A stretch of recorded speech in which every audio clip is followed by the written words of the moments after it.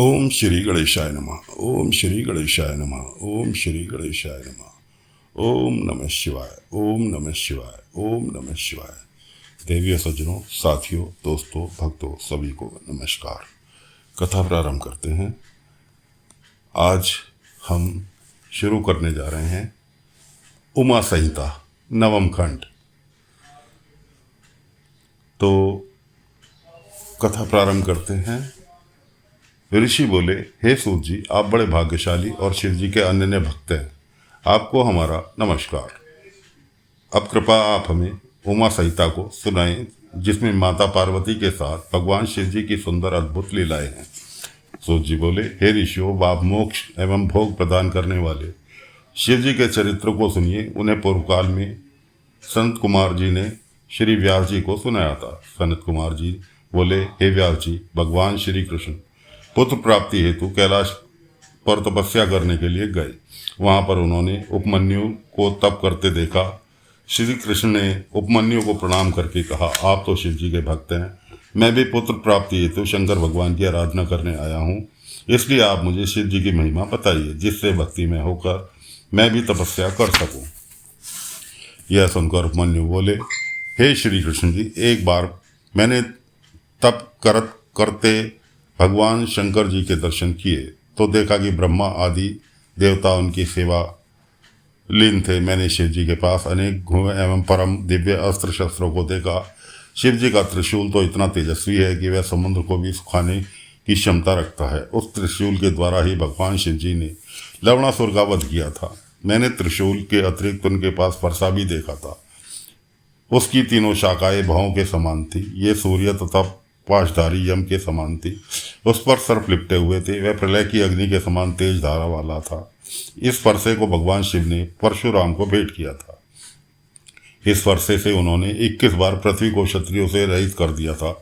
वहीं पर मैंने सुदर्शन चक्र की भी दर्शन किए थे। उसके 1000 मुख थे, 2 नेत्र व 1 पैर था। वह करोड़ों सूर्य के समान प्रकाशवान था। वहीं पर मैंने वज्र के भी दर्शन किए थे, जो तेज धार वाला चमक रहा था। मैंने वहां पिनाक नामक कर्कश युक्त धनुष के दर्शन किए। तदंतर शक्ति, तलवार, तेजस्वी पाश, अंकुश, गदा और लोकपालों के अनेक अस्त्र शस्त्र भी मैंने देखे। वहां पर हंस युक्त विमान भी ब्रह्मा जी को बैठे देखा। वे शिव जी के दाहिनी ओर बैठे थे। गरुड़ पर सवार विष्णु भगवान आयुधों सहित बाईं ओर बैठे थे।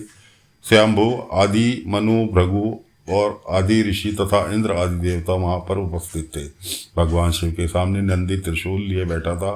भूतगण, मृतका आदि सभी सेवा में उपस्थित थे। सब मिलकर अनेक प्रकार की स्तुतियां कर रहे थे। मैंने भी हाथ जोड़कर भगवान शिव की स्तुति की। भगवान शिव जी प्रसन्न होकर मुझसे बोले, हे विप्र, मैं तुमसे खुश हूँ, तुम इच्छानुसार वर मांग सकते हो। मैं बोला, हे, मुझे भूत, भविष्य और वर्तमान तीनों कालों का ज्ञान तथा अपनी भक्ति का वर प्रदान करें। मुझे परिवार सहित दूध और भात भोजन में मिलता रहे। शिव जी ने तथास्तु कहकर मुझे क्षीर सागर के पास रहने का वरदान दिया और बोले कि तुम वैवस्त कल्प को देखोगे। हे मुनि, मैं हमेशा तुम्हारे पास रहूंगा। जब कभी तुम मुझे याद करोगे तो मैं तुम्हें दर्शन अवश्य दूंगा। इस प्रकार कहकर भगवान शिव अंतर्ध्यान हो गए।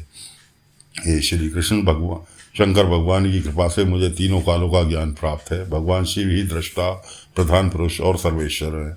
उनकी कृपा से सब संभव है। आप पुत्र की प्राप्ति के लिए शिव जी की ही आराधना कीजिए।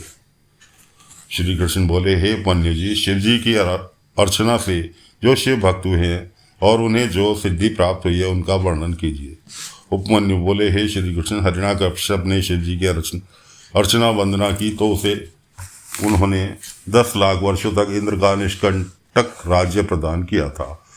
उसने इतने वर्षों तक इंद्र को अपना दास बनाए रखा। सतमुख नामक दानव ने शिव जी की आराधना करके 1000 पुत्र प्राप्त किए थे। शिव जी की असीम कृपा से ही ऋषि यज्ञवल्क के दोनों वेदों के ज्ञाता हुए। व्यास जी ने भी शिव जी की कृपा से वेद और पुराणों का ज्ञान प्राप्त किया था।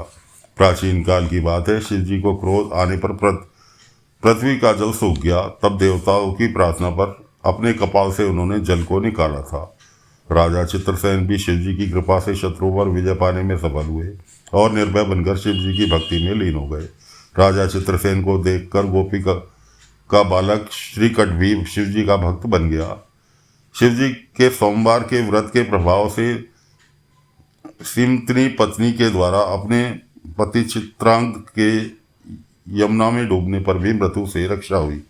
वे नागलोक में जाकर वहां से अपार संपत्ति लाए।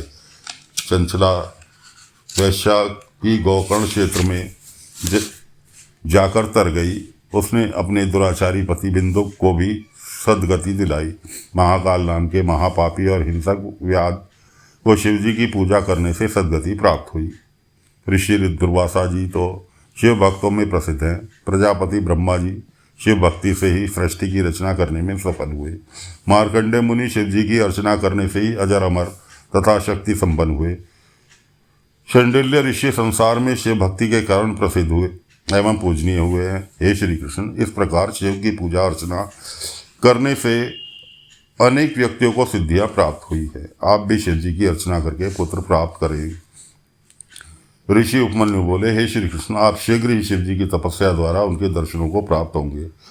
आपको अपने समान ही पराक्रमी पुत्र शिव जी की पूजा से प्राप्त होगा। मैं आपको एक मंत्र बताता हूँ, उसके जपने से निश्चय ही आपको शिव जी के दर्शन प्राप्त होंगे। यह मंत्र सभी मनोरथों को पूर्ण करने वाला है। यह मोक्ष तथा स्वर्ग प्रदान करने वाला पंचाक्षर मंत्र ओम नमः शिवाय कहलाता है। इस उत्तम मंत्र को प्रणव पूर्वक करना चाहिए। सनत कुमार जी बोले, हे व्यास जी, इस मंत्र की महिमा बताते बताते उपमन्यु को 8 दिन और 2 घड़ी का समय व्यतीत हो गया। 9वें दिन श्री कृष्ण ने उपमन्यु को इसकी दीक्षा ग्रहण की। श्री कृष्ण ने जटा जोड़ बांधकर और एक पैर के अंगूठे पे खड़े होकर एकाग्रचित्त से 15 महीने तक कठोर तप किया। 16वें महीने के लगते ही भगवान शिव पार्वती प्रकट हुए। भगवान श्री कृष्ण ने उन दोनों को प्रणाम कर अनेक प्रकार के स्तोत्र से स्तुति की। शिव जी के प्रसन्न होने पर श्री कृष्ण जी ने उनसे 8 वरदान मांगे, जो इस प्रकार है। मेरी बुद्धि सदैव धर्म में लगी रहे, मैं समस्त संसार में अक्षय यश का भागी बनूं, आपके समीप ही मेरा निवास रहे, मैं आपकी दृढ़ भक्ति से प्राप्त करूं, मुझे महापराक्रमी 10 पुत्र प्राप्त हों, युद्ध में घमंडी शत्रुओं पर मेरी विजय हो, समस्त योगी पुरुषों का मैं प्यारा बना रहूं, मैं हमेशा आपकी भक्ति में लगा रहूं। श्री कृष्ण के इन वरदानों को मांगने पर परम कृपालु महादेव जी ने तथास्तु कहा। फिर माता पार्वती बोली, हे श्री कृष्ण, मैं भी तुमसे बहुत प्रसन्न हूँ, मेरे से भी तुम इच्छा अनुसार वर मांगो। इस पर श्री कृष्ण ने कहा, हे देवी, सदा ब्राह्मणों की सेवा करता रहूं और माता पिता का भक्त बना रहूं। पार्वती जी ने उन्हें वरदान दे दिए। इसके बाद शिव पार्वती अंतर ध्यान हो गए। इसके बाद श्री कृष्ण उपमन्यु के पास गए और उन्हें प्रणाम करके शिव जी की प्रसन्नता की बात बताई। यह सुनकर उपमन्यु बोले, हे श्री कृष्ण, भगवान शंकर से बढ़कर संसार में वरदान प्राप्त करने का कोई दूसरा नहीं है, उनकी लीलाएं अपरंपार हैं। इतना सुनकर श्री कृष्ण उपमन्यु को प्रणाम करके द्वारका को प्रस्थान कर गए। भगवान श्री रामचंद्र जी ने भी शिव जी की आराधना करके समुद्र पर पुल का निर्माण कर तथा दिव्य अस्त्र प्राप्त कर रावण का वंश का नामो निशान मिटा दिया था। भगवान परशुराम ने भी भगवान शंकर की आराधना करके कामधेनु का हरण करने वाले सहस्त्रार्जुन का वध किया था और 21 बार पृथ्वी से क्षत्रियों का नाश किया था। चक्षासुस नाम के मनु पुत्र वशिष्ठ जी के शाप से मरुस्थल में जाकर मृग बने थे। वे भगवान शिव जी का ध्यान करते रहे, फिर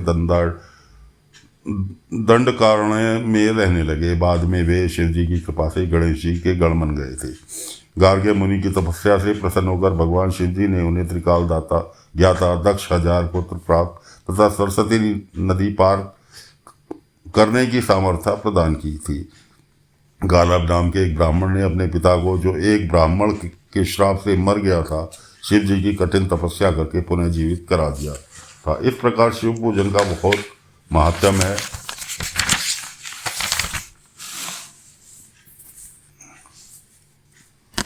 तो साथियों, फिलहाल कथा को विराम देते हैं।